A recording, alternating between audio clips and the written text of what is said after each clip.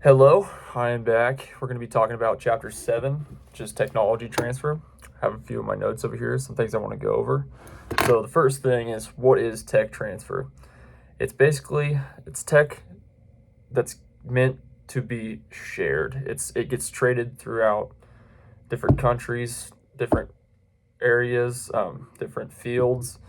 Um, it's something that's made for a specific purpose, but that then later utilized for something else. Is basically what I gathered from that. So let's get into the transfer channels. What are the formal transfer channels? So first one is foreign direct investments. Like a lot of foreign automakers invest in American products in their cars.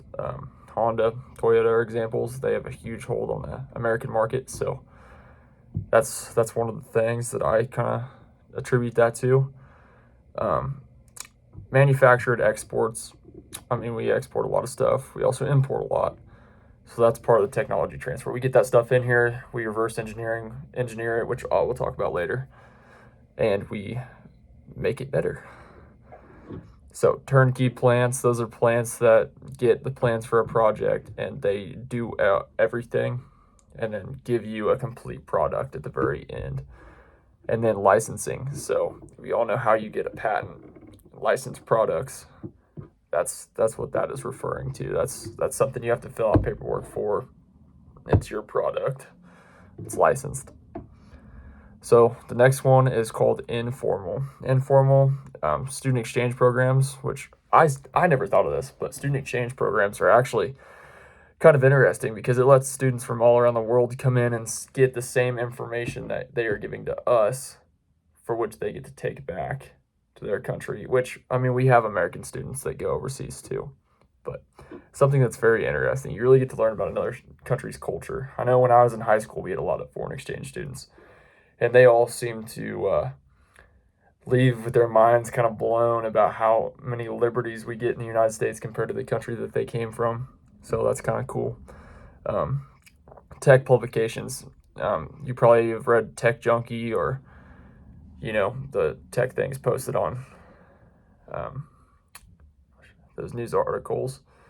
I know Tesla, when it was first kind of becoming a big thing, was huge on the tech articles, and now I mean you see electric cars everywhere. Tesla was kind of the one that pioneered it. Honda kind of got it started with the Civic, not the Civic, the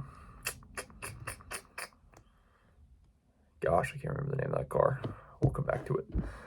Um, Cooperative scientific ventures. So something that would be comparable to that is the Chinese labs, American labs working together in COVID. Wherever you stand on that, I'm not gonna let what I think can be known, but not good. So the next thing I want to talk about is closing the tech gap. So they want to create a new world. So basically what they mean by that statement is they want to help make third world countries more self-reliant on themselves and kind of bump them up in the world. But this is just my hot take.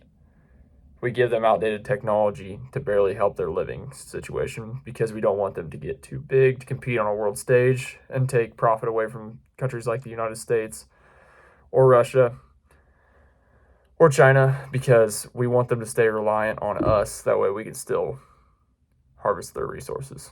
That's just my hot take, but that's what's going on. So next we're going to get into transferability and appropriateness. So transferability, are the items useful to the people that you're sending them to? For example, you aren't going to send an electric car to a tribe in Africa. No, you would attribute that to like the solar cooking. It actually solves a problem that they need with supplies that they can get.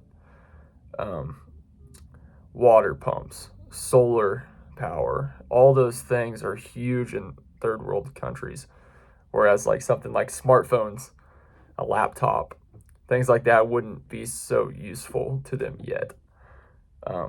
Appropriateness, is it fitting to the situation?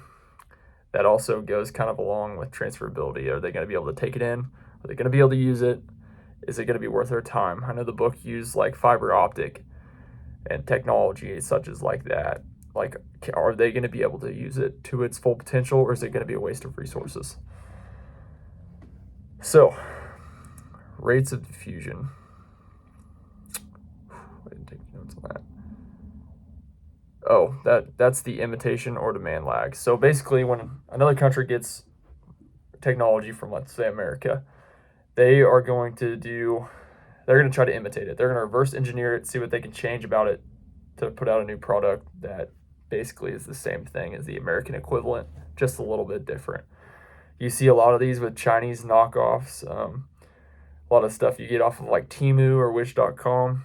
That stuff is a lot of Chinese imitations that have been reverse engineered, probably made with cheaper parts, and then sold at a discount price. Demand lag, from the time they actually need it to the time they get it, or the time it's produced to the time they actually need it. That's what that's referring to. So now we're getting on to the contemporary stuff. We're going to be talking about the People's Republic of China. We're going to talk about India, and we're going to talk about the USSR when that was a thing. So, People's Republic of China, what are they known for the most?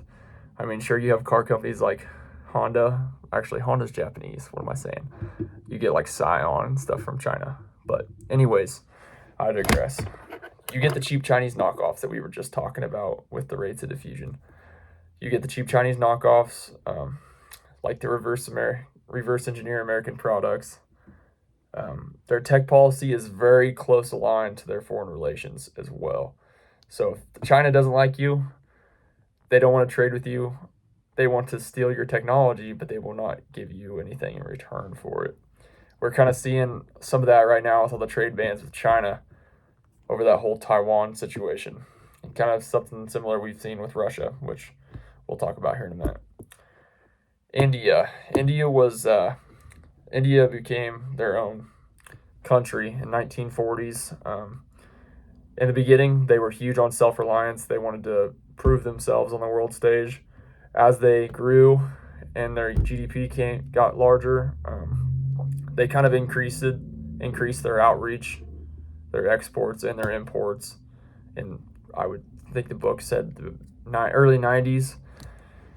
So that's kind of how India has been on the stage.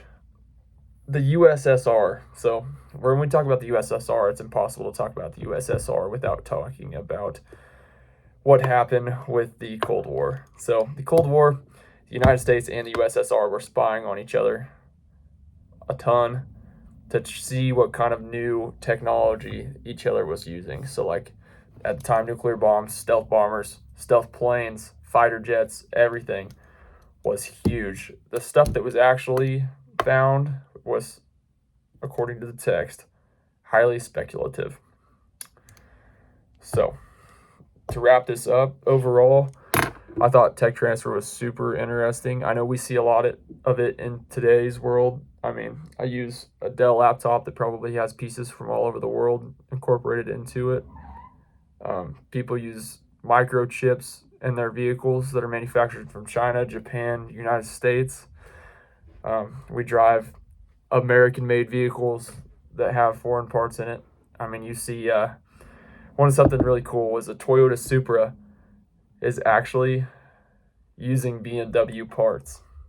If you look under the hood on a new Toyota Supra, you will see BMW badges under the hood on that thing. So that's another good representation of technology transfer. But overall, I think when the world works together on certain issues, some things can be pretty amazing. But do I think that happens? No, because it happens to some degree. But does it happen to the degree it needs to? No, because everybody wants to keep their spot on the world stage, and nobody wants to let somebody else get too far ahead. So we're only going to share stuff that'll keep them a little behind, but they have to reverse engineer, make better to become good enough to compete with ours. So, had a couple hot takes in this video. I hope you enjoy those, Professor Jordan. I'm going to sign off till the next time. Thank you.